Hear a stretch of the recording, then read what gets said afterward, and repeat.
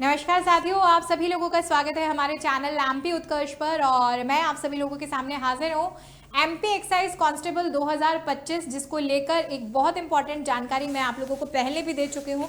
हमारे examination form जो है वो इसी एमपी एक्साइज कांस्टेबल के यहाँ पर जो है वो भर चुके हैं। 1 मार्च इसकी लास्ट डेट थी। और अगर मैं यहाँ पर बात करूँ कि फाइनल सिलेक्शन जो है वो इसमें कितने नंबर पे हमें मिलेगा और किस किस विषय से कितने प्रश्न हमसे पूछे जाएंगे, क्योंकि जनरली क्या होता है ना कि जब कोई वैकेंसी हमारे सामने डिक्लेयर हो जाती है, नोटिफिकेशन हमारे सामने आ जाता है, फॉर्म हम भर लेते हैं, तो दो चीजें हमारे दिमाग में जो है वो सबसे ज्यादा घूमती हैं। पहला कि एग्जाम कब है, दूसरा अगर हम लोग यहाँ पर बात करें तो दूसरी जो हमारे पास इंफॉर्मेशन होती है कि मुझे पढ़ना क्या है और किस सब्जेक्ट से कितने जो है वो कितने क्वेश्चन यहाँ पर मेरे से पूछे जाएंगे। तो आज आपकी इन सभी समस्याओं का हल जो है वो यहाँ पर इस वीडियो में मिलने वाला है।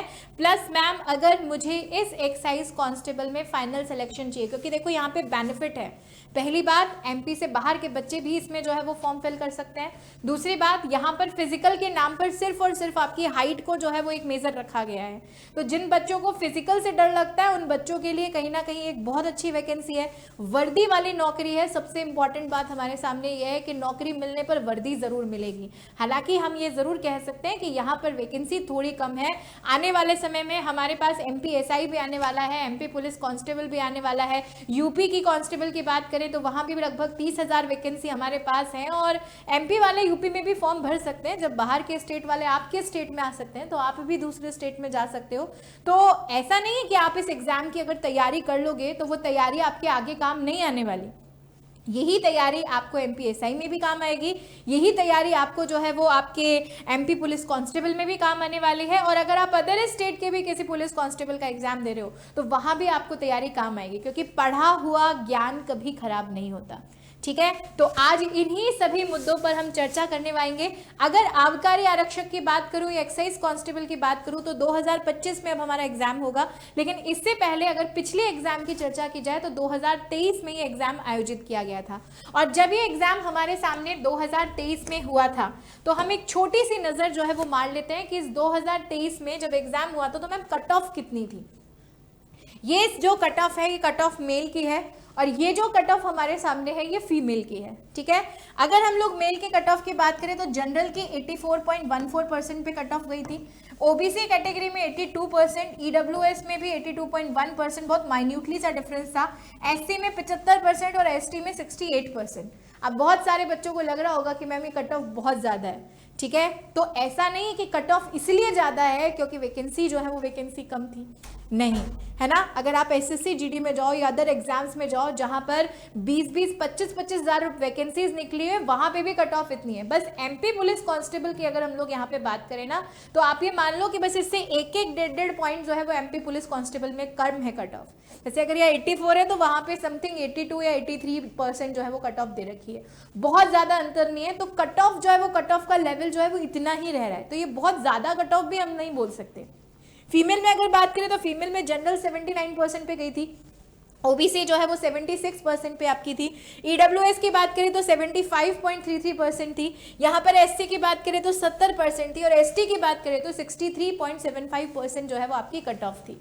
तो कट ऑफ ज़्यादा नहीं है, क्योंकि आज का दौर देखो कंपटीशन का दौर है। तो ये मान के चलो कि हम किसी वैकेंसी को इंपॉर्टेंस दें या ना दें, लेकिन बहुत सारे बच्चों के लिए नौकरी बहुत ज़रूरी है और वो हर वैकेंसी को इक्वल इंपॉर्टेंस ही देते हैं, क्योंकि अल्टीमेटली पढ़ना क्या है, अल्टीमेटली पढ़नी वही मैथ्स है, वही रीजनिंग है, वही साइंस है, वही जीके है। बस अगर आप किसी पर्टिकुलर स्टेट पर जा रहे हो तो आपको उस स्टेट का जीके वाला पार्ट जो है वो ऐड कर लेना होता है।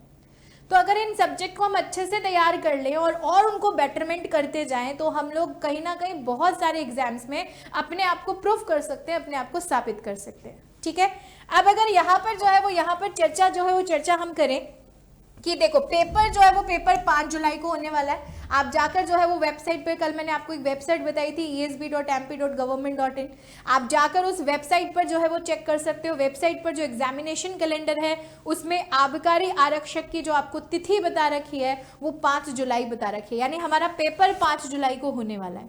ठीक है। लेकिन इस पेपर में अगर मेजॉरिटी में यहाँ पर देखें सब्जेक्ट्स की, देखो जीके एक अलग एस्पेक्ट है, ठीक है, क्योंकि इसमें एमपी का पेपर है तो एमपी की जीके भी ऐड होगी और आपका जीके जीएस भी यहाँ पर ऐड होगा, ठीक है। लेकिन अगर सब्जेक्ट्स की बात करें तो 3 ही सब्जेक्ट यहाँ पर आपको पढ़ना है, इंग्लिश नहीं पढ़नी है। जिन भी बच्चों को इंग्लिश से डर लगता है, क्योंकि इंग्लिश बहुत सारे एग्जाम्स में जो है वो आती है, लेकिन यहाँ पर एक्साइज कांस्टेबल में इंग्लिश आप लोगों के सामने नहीं है। तो जिन बच्चों को डर लगता है ना इंग्लिश से, वोकैबुलरी याद नहीं होती मैम, सेंटेंसेस फ्रेम नहीं होते मैम, मैं तो फिलिंग द ब्लैंक्स गलत कर आता हूँ मैम, मुझे तो कई बार सेंटेंस ही समझ में नहीं आता, इंग्लिश नहीं है। तो आप सोचो कि 2 डर है, एक तो फिजिकल नहीं है आपके पास, फिजिकल के नाम पे सिर्फ हाइट है, और एक हमारे पास इंग्लिश नहीं है ना। तो 2 डर कहीं ना कहीं हमारे कम हो रहे हैं, तो आप उन चीज़ों को अपनी एडवांटेज बना सकते हो। और उसी एडवांटेज में मान के चलो कि मैथ्स में से पिछले पेपर का एनालिसिस करने पर जो 2023 में हुआ था, मैथ्स में से जो है वो 30 से 32 क्वेश्चन आपसे पूछे जा रहे हैं, रीजनिंग में 20 से 25 क्वेश्चन जो है वो आप लोगों के पास आ रहे हैं, और साइंस से 15 से 17 क्वेश्चन जो है वो आपसे पूछे जा रहे हैं।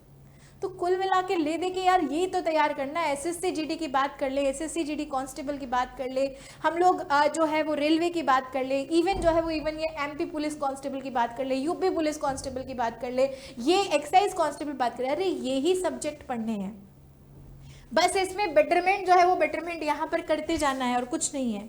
और बाकी जीके वाला रिमेनिंग जो क्वेश्चंस बचे वो आपके जीके के। अब आपको पता है कि 100 क्वेश्चन 100 नंबर है, नेगेटिव मार्किंग है ही नहीं, ठीक है, नेगेटिव मार्किंग है ही नहीं। और दूसरी बात 100 क्वेश्चन 100 नंबर जो है वो हम लोगों को यहाँ पर क्या होने वाले हैं, देखने को मिलने वाले हैं। क्लियर है? तो ये हम लोगों को याद रखना है, ये हमारा क्या होने वाला है, ये हमारा पेपर क्राइटेरिया यहाँ पर होने वाला है। तो हमको रीजनिंग, मैथ्स और साइंस की अच्छे से क्या करनी है, तैयारी करनी है। और इस तैयारी को मान के ये मान लो कि हमें इस कट ऑफ तक पहुंचना है। यानी मैम अगर मैं बोलूं कि इस बार का टारगेट क्या लेके चलें, ठीक है, सबसे इंपॉर्टेंट क्वेश्चन यही है ना कि इस बार का टारगेट क्या लेके चलें। तो आप टारगेट लेके चलो कि अगर पिछली बार 84 हाईएस्ट थी तो इस बार जो है वो 85 या 85 प्लस के टारगेट पे हमें चलना है। तो पहले अगर कॉन्सेप्ट स्ट्रांग नहीं है तो अपने कॉन्सेप्ट्स को मजबूत करो, फिर उसके बाद क्वेश्चंस को करना स्टार्ट करो, फिर मॉक टेस्ट तो बहुत आखिरी का सीन होता है कि फिर मैम हम मॉक टेस्ट देना शुरू करेंगे, तब हम देखेंगे कि मेरा 80 बन रहा है, 85 बन रहा है ना। अगर कैटेगरी में हो तो थोड़ा बहुत बेनिफिट जो है वो मिल जाएगा, लेकिन अगर आप एक सामान्य श्रेणी से हो, अगर आप किसी दूसरे स्टेट से हो तो भी आप जनरल में इंक्लूड होगे, ये भी ध्यान रखिएगा। अगर आप एमपी के बच्चे नहीं हैं, आप किसी दूसरे स्टेट के बच्चे हैं, तो आपको एमपी में आकर जनरल कैटेगरी में ही कंसीडर किया जाएगा, चाहे आप किसी भी कैटेगरी से हो। तो हमें हमारा टारगेट ये रखना है, ठीक है, दिस इज द लक्ष्य, दिस इज द टारगेट कि मुझे अपने सब्जेक्ट्स की तैयारी इस तरीके से करनी है कि मैं ये 85 प्लस जो है वो मार्क्स यहाँ पर लेके आ सकूं, ठीक है। तो जो क्वेश्चन हमारे दिमाग में रहता है ना कि पेपर कब है, पढ़ना क्या है, कौन से सब्जेक्ट पे ज़्यादा एम्फेसिस हमें यहाँ पे करना है, और इस बार का हमारा टारगेट जो है वो क्या रहेगा। तो इस बार का टारगेट 85 प्लस हमारा रहना चाहिए, और किस किस विषय में कितना एडवांटेज हमें देना है तो वो एडवांटेज भी यहाँ पर मैंने आप लोगों के सामने दिखाया हुआ है, ठीक है। और तारीख जो है वो तारीख क्या निर्देशित करनी है, 5 जुलाई 2025। अब आप सभी लोगों को ध्यान रखना है कि देखो आप सभी लोग जो है वो एमपी उत्कर्ष से यहाँ पर जो है वो जुड़ चुके हैं, और एमपी उत्कर्ष हमारा यूट्यूब चैनल है। अगर आप सबने अभी तक सब्सक्राइब नहीं किया है तो जल्दी से सब्सक्राइब कर लीजिए, बेल आइकन को यहाँ पर प्रेस कर दीजिए, और सब्सक्राइब और बेल आइकन को प्रेस करने के साथ साथ ही इसी एमपी उत्कर्ष पर बहुत जल्दी आप सभी लोगों के लिए वाईटी पर यानी यूट्यूब पर फ्री क्लासेस जो हैं वो फ्री क्लासेस यहाँ पर एमपी कांस्टेबल और एमपी एक्साइज कांस्टेबल दोनों के लिए शुरू होने वाली हैं, ठीक है।